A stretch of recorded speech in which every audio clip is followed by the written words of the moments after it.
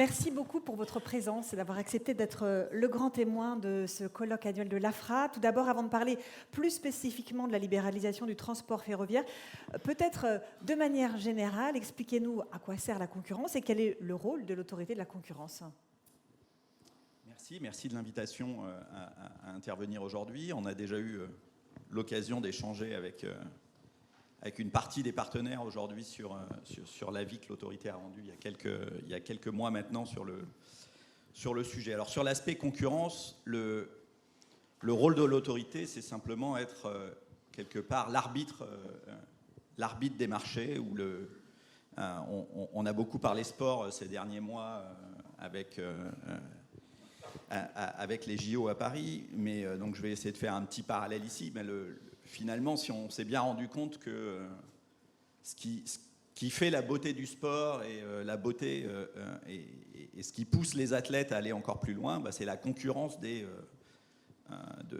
leurs adversaires. Et sans adversaires, finalement, personne ne progresse. Donc le rôle de l'autorité, c'est quelque part effectivement de libérer les marchés et de permettre à cette concurrence de s'exercer pleinement au bénéfice des consommateurs. Alors au bénéfice des consommateurs, comme ça a été dit dans l'introduction, ça peut se faire par les prix, donc par proposer des prix plus bas pour les produits pour les produits qui existent ou les produits de tous les jours. Mais c'est aussi améliorer la qualité des produits disponibles, améliorer la diversité de l'offre des produits, favoriser l'innovation dans de nouveaux produits de demain.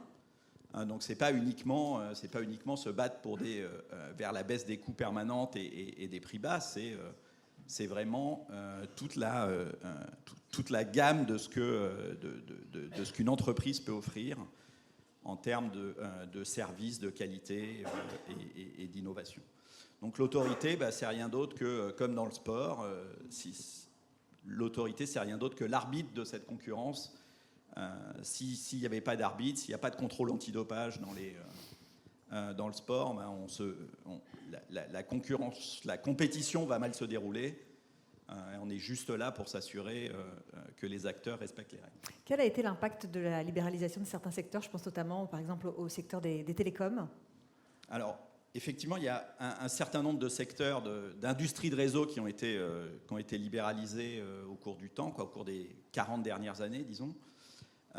Alors pourquoi ? Pendant longtemps, ces industries de réseau, l'idée c'était qu'il y avait d'énormes coûts d'investissement dans le réseau et on n'avait aucune envie d'avoir plusieurs réseaux en parallèle, ou de toute façon il n'y a pas de viabilité à avoir deux réseaux en parallèle. On ne va pas imaginer construire 2 lignes Paris-Lyon.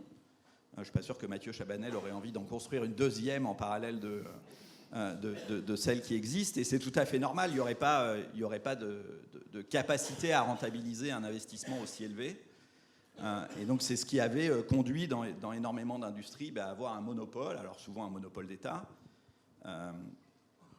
Puis dans les années, au début des années 80, on s'est rendu compte qu'en réalité, dans ces industries de réseau, il y avait deux choses. Il y avait d'une part le réseau et d'autre part les services qui sont offerts sur ce réseau, et que si le réseau ne pouvait pas être ouvert à la concurrence, on a dit on va pas dupliquer les infrastructures. Les services, en revanche, étaient un secteur sur lequel on pouvait imaginer de la concurrence. Donc ça s'est fait d'abord dans les télécoms, effectivement, avec l'ouverture des réseaux fixes au départ.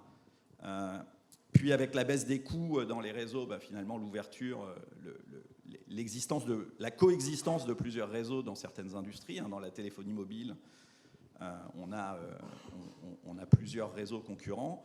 Et tout ça au bénéfice des consommateurs. On a vu, alors certes dans les télécoms, il y a aussi eu énormément d'innovation technologique, mais on a vu une forte baisse des coûts, et puis aussi de l'innovation dans les offres proposées par les acteurs. Quand le régulateur a introduit la 4e licence mobile, ça a poussé finalement l'entrée de Free, a poussé les acteurs existants à proposer de nouvelles offres.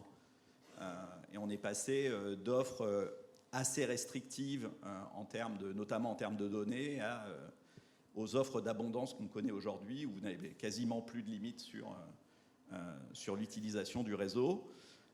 Et donc on voit dans ces secteurs quand même une grande avancée des types de services qu'on a pu avoir pour les concurrents. Alors dans le train, on l'a vu aussi dans certains pays. Alors évidemment, la révolution technologique est un peu moins évidente dans le ferroviaire.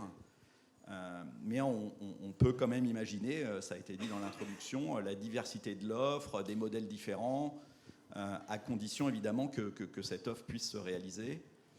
On a quelques exemples étrangers qu'on a d'ailleurs cités dans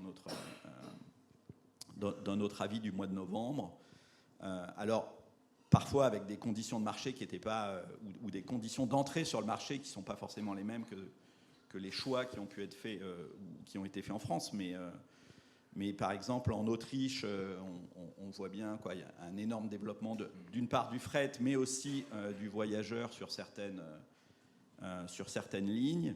En Italie, le développement de la grande vitesse s'est aussi fait avec l'ouverture à la concurrence et une baisse des tarifs, qui ne conduit pas seulement à une baisse des tarifs, mais surtout à une hausse de la fréquentation, ce qui est aussi l'intérêt de l'ouverture à la concurrence, c'est d'amener quelque part le voyageur, de sortir le voyageur d'autres modes de transport et de l'amener vers le rail. Alors venons-en à cet avis que vous évoquiez, l'avis rendu en novembre dernier. On ne va pas rentrer évidemment dans le détail, mais quelles ont été vos principales conclusions, recommandations ? Alors sur l'avis qui était essentiellement consacré aux voyageurs, on n'a pas du tout abordé par exemple le sujet du fret qui sera abordé ce matin. L'avis s'est surtout concentré sur l'identification des barrières, des barrières à l'entrée qui peuvent encore exister et de la manière dont on pouvait imaginer essayer de les limiter. Donc, en France, le choix a été fait d'avoir un acteur complètement intégré, donc qui est à la fois l'opérateur de réseau, mais aussi un opérateur de service, ce qui impose quelque part un rôle fort du régulateur pour justement permettre aux concurrents de se développer, puis donner aussi les bonnes incitations au monopole, et notamment côté réseau, à permettre cette entrée. Donc il y a plusieurs sujets qu'on a soulevés, donc ça a été mentionné, l'accès à un réseau de qualité qui est essentiel pour les concurrents. Et ça couvre toute une série de sujets, la connaissance de la planification des travaux sur le réseau pour être sûr de pouvoir mettre en place son offre dans la durée. Mettre en place son offre dans la durée, ça passe aussi par la signature d'accords cadres. Alors il y a pu y avoir de l'incompréhension sur la vision de l'autorité sur les accords cadres. L'autorité n'est pas du tout opposée aux accords cadres. Ce qu'on a dit dans l'avis, c'est on serait peut-être défavorable à ce que SNCF Voyageurs signe des accords cadres de longue durée sur 90% des sillons, mais ce n'est pas le sujet aujourd'hui. Au contraire, signer des accords cadres pour un nouvel entrant, c'est quelque part finalement une condition de l'entrée. Il faut pouvoir acheter du matériel roulant. Acheter du matériel roulant, c'est des centaines de millions d'euros d'investissement qui ne s'amortissent pas sur 2 ou 3 ans. Si on n'a pas de visibilité sur l'offre, ce sera difficile de trouver des financeurs pour soutenir l'entrée. Donc c'est le sujet du matériel roulant et de l'accès au matériel, alors pas seulement donc de la capacité à investir dans le matériel, mais parfois aussi simplement de l'existe, de la capacité à acquérir, à trouver du matériel qui n'est pas forcément facilement existant à court terme, soulève d'autres questions, et notamment est-ce qu'on peut se poser la question de la mise en place d'une société qui détiendrait le matériel, donc c'est un peu le cas dans les régions. Et donc, comment est-ce que les concurrents peuvent avoir assez facilement accès à du matériel, surtout à court terme, pour être capable de proposer une offre. On a aussi beaucoup insisté sur le rôle des régions. Alors, cette fois sur la partie transport conventionné, plus que sur l'accès librement organisé. Avec plusieurs sujets là aussi. D'une part, la manière de construire les appels d'offres et la question, notamment la question de l'allotissement. C'est pas forcément évident pour un nouvel entrant de rentrer dans une grande région et d'avoir une offre complète, mais ça a peut-être du sens. Alors, pas partout, pas sur toutes les lignes, mais ça peut avoir du sens dans certains dans certaines régions, sur certaines lignes ou sur certains groupes de lignes, de proposer des lots qui seraient de plus petite taille et qui du coup seraient un moyen pour un concurrent de rentrer, de se faire la main, de montrer son savoir-faire sur une partie de l'offre et demain grandir et finalement investir plus largement. Il y a la question de la complexité des appels d'offres. On sait que c'est quelque chose qui va être compliqué pour tout le monde, à la fois pour les régions, pour les opérateurs qui doivent rentrer, y compris pour SNCF Voyageurs, de répondre continuellement à des appels d'offres si toutes les régions ouvrent à la concurrence, toutes dans un espace de temps relativement court. Et donc on encourage les régions à trouver un moyen d'échanger sur leurs expériences, de simplifier leurs appels d'offres et d'organiser plus facilement de dynamiser quelque part leur mise en concurrence. Et enfin, un des sujets qu'on a un petit peu abordé dans la vie, c'est aussi celui des gares, parce que comme le réseau, finalement, notamment les gares qui ne sont utilisées que par le transport régional, l'accès à ces gares